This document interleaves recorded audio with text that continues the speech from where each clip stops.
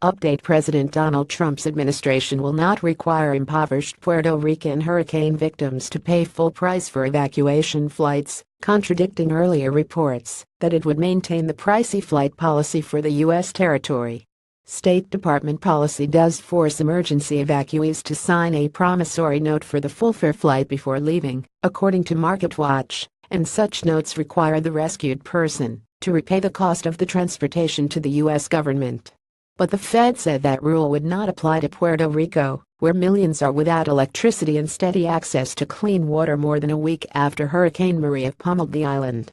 Keep up with this story and more by subscribing. Now, under the rules, a State Department official is required to hold an evacuee's passport, unless he or she has another proper form of identification, until the promissory note is paid off.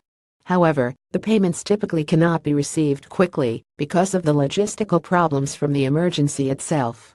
The decision to waive the flight policy for Puerto Rico may be why Trump claims has received rave reviews for his administration's response to the tragedy in Puerto Rico, which is now struggling with a lack of drivers to move aid from ports to victims. He also said the task of getting aid to the island was difficult because of its location in the middle of the Atlantic Ocean, but then initially did not temporarily waive the Jones Act, an arcane naval code that complicates the relief effort by allowing only U.S.-built and U.S.-flagged vessels from responding.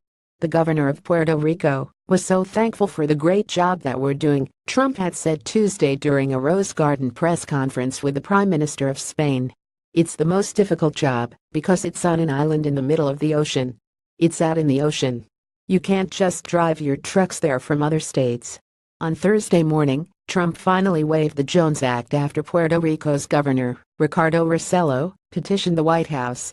Press Secretary Sarah Huckabee Sanders announced Trump's waiver, stating it would go into effect immediately. Trump is expected to visit Puerto Rico on Tuesday. Update: an earlier version of this story was based on a faulty report about Trump administration policy.